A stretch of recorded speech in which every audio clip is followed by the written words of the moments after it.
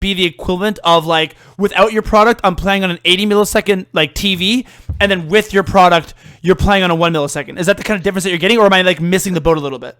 No, that could be an interesting way of looking at it. Yes, or it's another way of looking at it. It's like playing with, for particularly for mouse click actions, it's like playing with an 80 millisecond latency versus a 20 millisecond latency when playing online. That's insane. That's insane. That's 'Cause actually insane. Hello, ladies and gentlemen. Welcome to another episode of CA Overwatch. We have a very special guest for you guys today. So, Eric from Brink Bionics, and he can do a quick little introduction as to what he brings to the eSports scene, because it's very, very exciting. So, Eric, tell us a little bit about yourself. Hey, thanks for having me, guys. So I'm a recent graduate from a master's program at the University of Waterloo, where my research focused on developing bionic limb technology and AI controls for bionic limbs. Myself and my co-founders, who all spin out of the engineering bionics lab at the university, started developing upper limb prosthetic technology, but we saw a lot of interesting applications for the nervous system interfaces we were developing for those bionic limbs in gaming. Mhm. So we've decided to shift from prosthetics into esports. So our first product is called Impulse. It's basically a cybernetic enhancement for gamers that interfaces with your peripheral nervous system to enhance reaction time for mouse click actions. Yeah, so for those of you wondering, hey, Spencer, why was your introduction so quick? It's because I couldn't explain all that. I thought I just let Eric go into depth there. So, Eric, if you could try to just generalize, break it down. Obviously, I'm familiar with the product, but for some people at home who can't follow all the very, very intellectual words that you just said, what is the gist as to what the product does? So the product is a wearable similar to a minimalist glove that you would use with any existing gaming mouse that you currently have. And what it does is it detects when nerve signals travel down your nerves and they reach your muscle, they generate a small electrical voltage potential. And our system can measure that little signal that reaches your muscles in your hand as soon as it hits the muscle, and then relays that information to your PC as a mouse click. So in other words, it knows when you're going to click before you actually click, and then sends that information to your PC very quickly.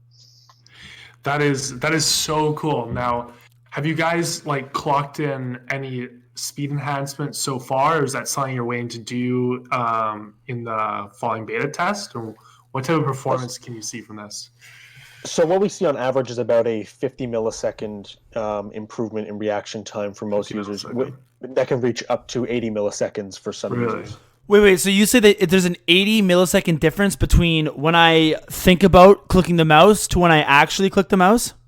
So the lead could be much longer than that. What we basically account for is something called electromechanical delay. So when the signal reaches your muscle, it takes time for the muscle to actually start moving and contracting. Yeah. And then it takes time to generate enough tension in the tendons in your hand to actually move your finger.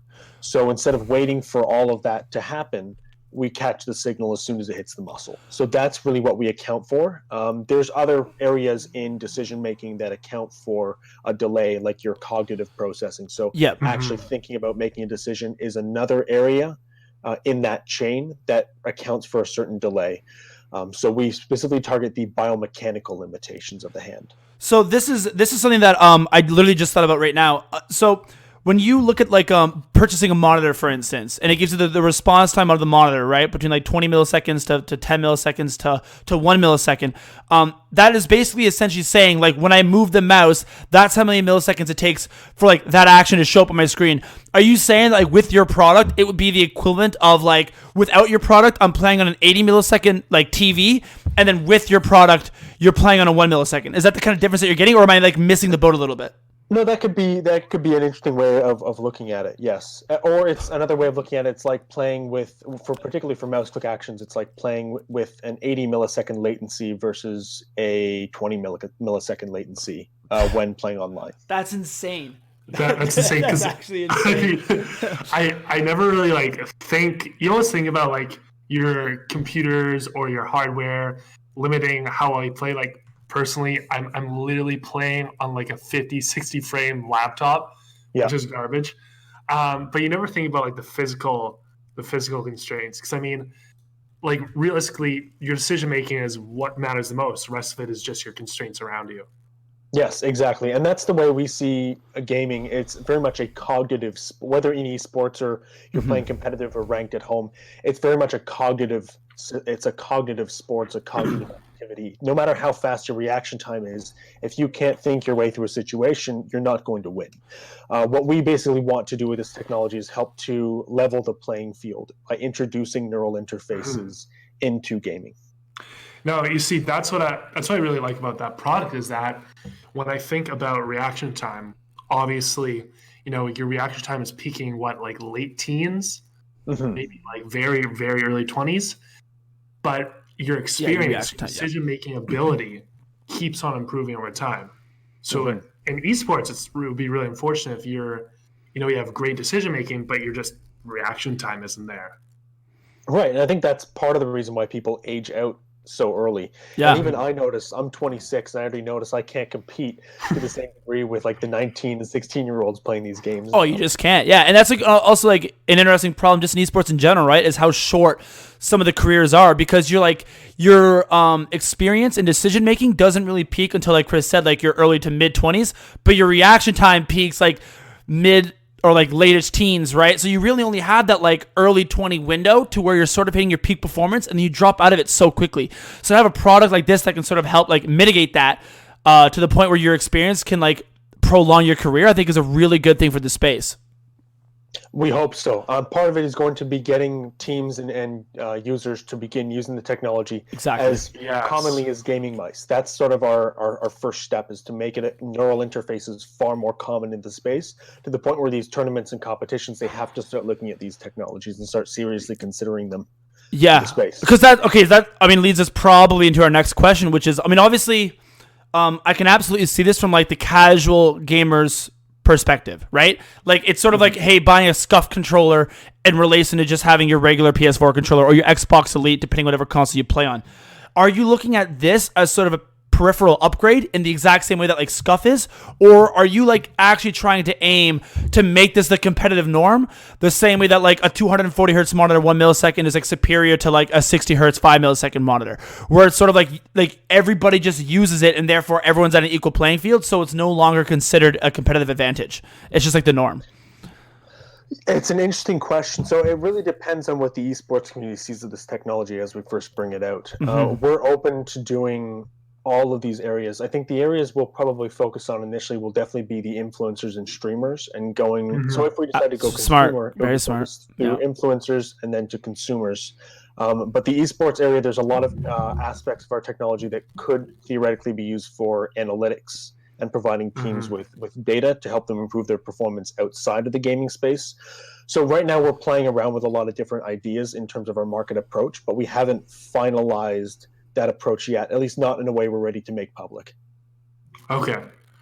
Okay, that's interesting because I never even thought about Yeah. What the sort of? analytics part. Yeah, I was gonna say if you don't mind expanding a little bit more Well, on I that, don't think like, you said it could make it oh public, right? yeah, yeah, true. Okay. Yeah. So I Yeah, was, unfortunately, the yeah. specifics I can't discuss, No, but it's something we'd like to talk about in the future. yeah, absolutely. My head was still stuck on like the possibilities, and like I totally, yeah, you're right, yeah. So sorry Yeah, about that. yeah.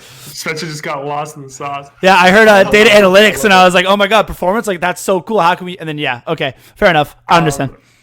Just to take a quick step back though, Sure. I don't know if you can discuss more on this, but like I'm just thinking like how does a like a device that you wear measure your electric impulses?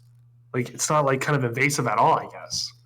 Right. So it comes the technology, the hardware, the basically the muscle signal amplifier comes from prosthetic technologies. The concept of taking signals from your muscles and using them to control a robotic device ties back to like the early 1960s. I think it was Oh in wow, okay. like I think it was a team of Russian scientists who built like the first limb that uses muscle signals to control it. There was a slightly earlier prototype done in the late 1950s, but I think the 1960s in Russia was the first kind of coined of what is called a myoelectric limb. So it's a prosthesis that is a robotic kind of gripper that uses muscle signals to tell that robotic hand when to open and when to close. So the Okay, okay. idea of amplifying those muscle signals is quite old, and the amplifier technology has really its technology has only improved incrementally over the last 50, 60 years. So, but now we're at a point where you can fit small computers into these devices that can process these signals very quickly, and allow you to do very, very advanced signal processing methods, and apply those processing methods to these signals. So really, you kind of asked about how it works. So the way it works is when a signal reaches your muscle, all your muscle fibers have to sort of receive that signal, and what happens is there's an electrical signal that's generated within the muscle when it's starting to contract, and that signal can be measured, and then you amplify that signal. So you use something like an operational amplifier, which is a type of electronic component, to make that signal very large so that a computer can read the differences in the signal and use that to perform some type of computational task. Wow. Okay. I was like, okay, I'm trying to break that down in my head right now. That's super interesting. And so is there like in terms of technology, like where did apart from the like size of computers, was there any other breakthrough in technology that was needed for this device? Like, was there like a machine learning type of aspect to this, or kind of like an AI aspect to this that's only really come in the recent years that has made this possible? Well, yeah, there's been advances, just general advances in machine learning have allowed us to do a lot more with biosignals than we ever could before, especially using, you can use things like one thing that's become much more popular in academic research is deep learning. So using very complicated neural networks to look for patterns in data where an average human being looking at a map of signals couldn't see a pattern. These machine learning algorithms can find patterns. So using these types of algorithms to extract useful information automatically from biosignals has been useful for sure. In terms of what our algorithms are using, that unfortunately I can't discuss either. But the way in which we process the algorithms, or rather the way in which we process the biosignals in the muscles, is really the key to our system's performance. That's very interesting how that works, and just like the novelty of that. Now, just to go back more towards the eSports side of things, when I think of players having certain advantages over other players, and to the point where it's become sort of illegal. So like I'm talking wall hacks, things like that. Do you think that you guys are going to be running into any problems that that may end up in people getting banned because they're using this product and because it's giving them too much of an advantage over other people? So what we've noticed in our testing, and it's a fantastic question, is our system doesn't provide such an advantage that it's inhuman. So it's still relatively within the limits of what you'd expect to see a really good player's reaction time to be. So, for instance, my reaction time is usually 250, 200 milliseconds. But with this system, it's around, about an average about 175 milliseconds. So that's still within the range of a really good performance for a more professional player or a more seasoned player. Oh, sorry, go ahead. I was going to say, what would it be then if it was a professional player who used it? And their average time is like X amount of milliseconds and it drops down to because if you like Shroud using it, for instance, would it then start to border that line of like inhuman? Because he himself is borderline inhuman, right? So have you tracked that at all? So it's an interesting question. Now basically the way the system works in a general sense, it talks to your operating system in the exact same way that a conventional mouse does. Okay. So there's no really way for your computer or the game you're playing to know the difference between the signal that Impulse is sending and the signal that your mouse sends. So if you get a signal or a decision made by the user and it comes very quickly, like let's say something happens in the environment and the user decides to shoot, it's very difficult for a system to be able to understand that the user should have made a decision slightly later. It becomes a very, very complicated problem to determine whether the reaction time was too fast or not for a particular scenario. So in that sense, it would be quite difficult to detect, if possible at all, with the current detection systems. Yeah, and how would that just sort of gets into like my point as to like how often have you found that there's like misclicks, or as part of the machine learning design? I know you can't talk too much about your algorithm and whatnot, but as part of it designed, Like, how do you distinguish between like, oh, my finger just twitched, like I'm just a gamer, right? That just happens sometimes, and like I actually meant to shoot, right? Or like, oh, someone peeked on the corner, I didn't want to shoot, like that split reaction, I pulled back. Is there any way that you can detect that, or is it sort of like any flinch, boom, it automatically counts as a shot? So that's a fantastic question, and part of it comes down to the user learning. So when you use machine learning to do these types of control systems, there's a back and forth process. Okay. So the machine learning algorithm has now understood what a click means from your nervous system, and now you have to basically understand how to reliably initiate the same muscle patterns to initiate that click every time. Okay. So improving performance, there's a bit of a back and forth learning process.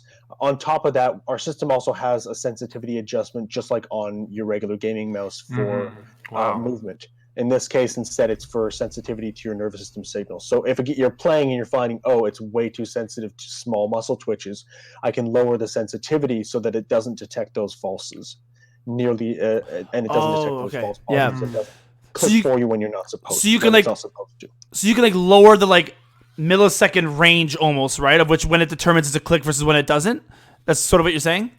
I think that amplification, right? There are ways you could do that, but mostly it's around the strong the signal is. If your sensitivity is high, then the system will react to even the slightest muscle twitch. Yeah. Okay. If That's what I meant. Sorry. Yeah. It will respond to only like bigger, more intentional movements. So it really depends on how well a user can control the system and what kind of play style you're trying to run with. So if you're the kind of person who runs around the map and sprays bullets, then you'll want high sensitivity because any slight movement you want to be able to shoot. Yeah. So it'll depend on the user.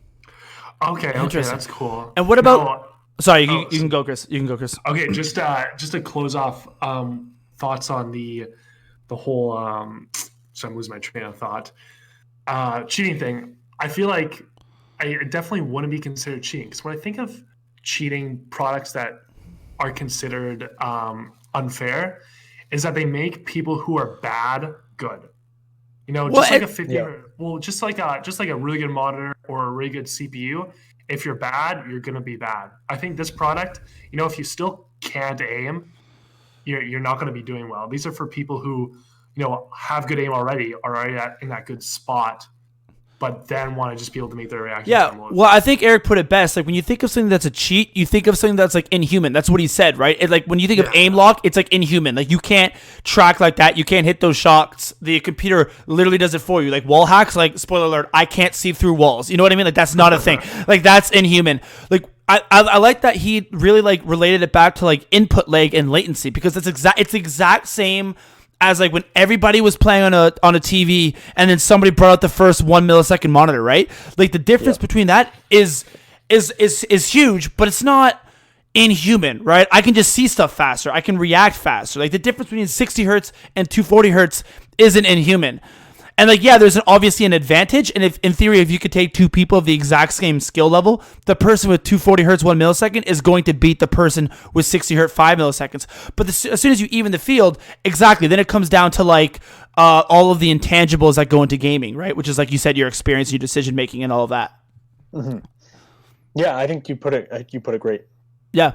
Okay, so I was just gonna say what I was talking about before was sort of like what about tracking, because obviously this is like a first click, so it makes sense to me in terms of like we're watching Overwatch, a character like McCree, right? Every single like flick and click, I just get an advantage into that. When you look at like a character like Soldier 76 or a game like Call of Duty, is it sort of just like the very first click? Like how do you know what I'm trying to say? How do you measure the difference between it reads as 2 clicks? The distance between I try to click and I hold a mouse down. If maybe I'm like butchering trying to explain this problem, but like I go to hold down like a machine gun, and that first click advantage is there, but I want to maintain the mouse click. How does your system sort of deal with that? Right, and that's another great question. So the way it basically would work. So if you have a semi-auto weapon, it's going to shoot slightly quicker with each trigger pull. Exactly. But your firing rate itself likely won't be any faster. If you're using an automatic weapon, you're going to start shooting sooner. So basically the way it would work is it's designed to be used with your existing gaming mouse. Yeah. So it would detect you're trying to click, and then the actual mouse click would come in, and that's what's going to keep you using the sustained fire. So your mouse click, the mechanical mouse click, will keep the sustained fire going if you're using an automatic weapon, but the impulse will help you start shooting sooner. if that makes sense. Yeah, that makes sense. Okay, because I was almost thinking like, do we just not click mouses anymore? Like No, yeah, because you'd have to. The first click would be yeah.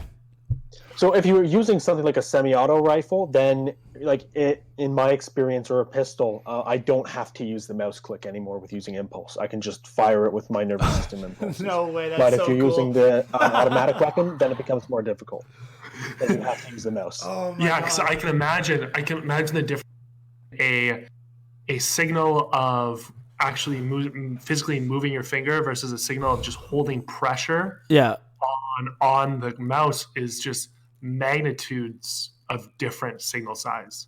And I'm thinking the amount of force I need to hold a clicker down is minuscule compared to the signal of just pushing it. So if you're running like a DMR or a pistol, you legitimately, your finger doesn't even have to touch the mouse. You can just like flinch and it would just work for you. Right. That's so cool. Testing. That's like mind blowing. That's so cool. So I mean, you brought it before. So there's a two-part question because I don't want to lose one of them. I think they're both relevant. One would be, have you noticed that there's like a transition phase? Because obviously if I'm so used to timing my shots to when my finger clicks the mouse, is it sort of just one of those things that like, yeah, you find it weird at first and then you get over it? Or is it one of those things where that becomes a bigger and bigger problem and that's where like the sensitivity and the machine learning sort of comes into play? And the second part is, you've mentioned mouse a lot. Is this only available for mouse and keyboard, or do you also have a functionality for like controllers, or I mean, we can even get in this topic a little bit later, VR? So to look at your first question around the having to account and adjust for the delay improvement that it provides, it's interesting. It's kind of strange to play with it first, but I found that I've adjusted to it very quickly. Mm-hmm. So now that may be different. Most of the roles that I would play are not snipers. You're not trying to lead a target and then fire the shot in such a way where it meets a moving target. So those are situations we'd like, especially through beta testing, for users to try out more. Yeah. But what we found in the situations where you're playing and you're running around a map and you're playing more CQB, close quarters, or medium distances, it doesn't take a lot to account for that. So in any maps you play in Call of Duty or CSGO, it's a fairly short learning curve in adjusting to that improved reaction time. Okay. It would be like if you're a Widowmaker main, then maybe, or like a game that really had like travel distance or bullet drop or something like that. Right. In those cases, then we'd love to test those situations more to find out whether that is something that users have to take more time to adjust to. Yeah, so you want to just let them know. That makes sense. And then what about the mouse and keyboard versus controller versus the potential like VR implications of this thing? So I'm a really big console gamer, so I would love to have a version for console. I've hacked up a version of an early sort of version of this that works with the Microsoft Adaptive Controller just for my own home use. Yeah. But long term, I'd love to build a console version, so I think it's in our scope of things we'd like to do. And then the VR applications for our technology are also there. Being able to detect hand and finger movements is a possibility for us in the future. Okay. And again, sort of within that larger scope of things we'd like to experiment with. Interesting. Now, just like on clicks, I want to move on to like actual. Like I know Spencer kind of mentioned tracking, but like just kind of arm movements and tracking, because I feel like I want to kind of understand if there's a possibility for innovation there, because I feel like, your finger, there's only like a little click, so there's only like so much you can improve. But if you're like moving your whole arm, if you're doing stuff like that, and I can imagine that's a much more complicated process that needs to be figured out. But I can imagine if you can try to map and mimic the electrical signals of the arm movement, there's also a lot of gain to be made there too in tracking. So there definitely are, and it would require a more complicated interface to be able to detect all those muscle signals, but not outside the realm of possibility. Really? Is there any sort of plan that you guys sort of just, because like you said, if this goes the way that I think it could go, and you can also improve the flick, which is what Chris is saying, that I started moving my mouse and you can notice I'm starting to move my mouse, so you move it for me, and the click, is your end goal, and again, I understand that there's stuff you can't talk about, just to remove the mouse in general, and I'm just using the glove, right? Is that sort of, or am I missing the boat here? No, not necessarily. So the reason we're starting off for right now with a system that works with the mouse is because we wanted to create something that was as little Not invasive to your gameplay style. Absolutely. No, I get that for sure. Replace your entire mouse. We wanted to try and avoid that because I know how attached I am to the hardware that I use, and I know it's the same for a lot of other gamers, whether you're playing pro or playing at home. Yeah. So now that being said, replacing the mouse again is within the realm of possibility. We have to determine into the future if it's the right business decision. If it's worth it or not. Yeah, because that makes sense. I can imagine like that makes total sense. We want to make something as relatable as possible and slowly start to phase it out. And I can imagine that dealing with flicks and stuff like that is just so much harder because clicks is just up and down. Flicks is like you already have a plane of movement, an XY axis. So there's like already so much more movement to map and figure out there. Yeah. Right. It's definitely a more complicated problem. Most of the more complex arm movements that you see with other companies that have developed muscle signal detection technology, those technologies, the way they work, and it's very similar in terms of the algorithms they use to what's used in prosthetics. Those algorithms look at a very big chunk of a big window of time with the EMG data. So what will happen with those algorithms is they'll wait for 100 or 200 milliseconds of data to come in. It'll store it all, and then it'll process it in a big chunk. But with gaming, like you guys know, you can't wait 200 milliseconds because there's an advantage. Yeah. So that's part of what we've tried to completely do is reinvent how these signals are processed to give that advantage. And that's something we would like to apply to those more complex tasks for sure. Wow. That's so cool. My mind's just blown away. I'm like, wait, hold up. So I guess I just had one or two more questions for you. Yeah, just some final questions, and then we can give Eric the floor. Yeah, awesome. Fire away. Is there anything else, like any other areas of gaming that you can see requires new innovation? Like, is there anything else that's ripe for innovation apart from like what we've talked about? Well, maybe not in terms of market size, but in terms of the inclusivity of gaming. What Microsoft has done with their adaptive controller is pretty cool. What they basically allowed, for those that don't know, Microsoft controller is basically an interface. It's a hardware interface that allows you to plug custom buttons and switches into it. So someone with either limited mobility or who's differently abled can build a custom controller for themselves so they can play video games more easily, where as a conventional console controller, mouse and keyboard may not work for that person. So I think that's a really interesting area of innovation where even our technology can be applied in the future. And I think this is where sort of neural interfaces, whether it's peripheral nervous system like the Impulse technology, or whether it's a brain interface like what some other companies have been developing, those are coming from areas where they're trying to help people with disabilities, but they're going to grow into the areas where it's like, oh wait, we can actually use this to enhance people's performance. So I think the biggest area that you'll see this technology start to grow is in neural interfaces, being able to interface directly with the brain and nervous system to allow you to do things in games you couldn't do before, and with reaction time you couldn't do before. Wow. Yeah, that makes total sense. Why that's kind of like an area that's definitely ripe for the taking. Yeah. Definitely more customizable. Yeah. Spencer, do you have anything else? No, I was going to say I think that this has been an awesome conversation. It's super cool and like super informative. I was just going to give the floor to Eric in case. I mean, I know you guys are going into beta testing. You can plug yourself, your company, your socials, anything like that you want to plug at the very end. And if you want to get more applicants, we can sort of put it in the description and stuff like that. People want to try this out before it goes live. I think this would be a really cool opportunity. That's great, guys. Thank you very much. Yeah, and I always love having these conversations, talking about this kind of technology. It's always a great opportunity. So, first of all, thank you for having me on your podcast. Yeah, no problem. Thank you for coming on. So the Impulse technology will be entering beta within the next 6 months, and we'll be looking for a small group of users to receive the device and test it in their home and give us really detailed, meaningful feedback. Mm-hmm. So for those that are interested, guys, I'll give you the link to put in the description to our Discord server, and whoever's interested can join and sign up. We'll be putting out more information on that server in the coming weeks.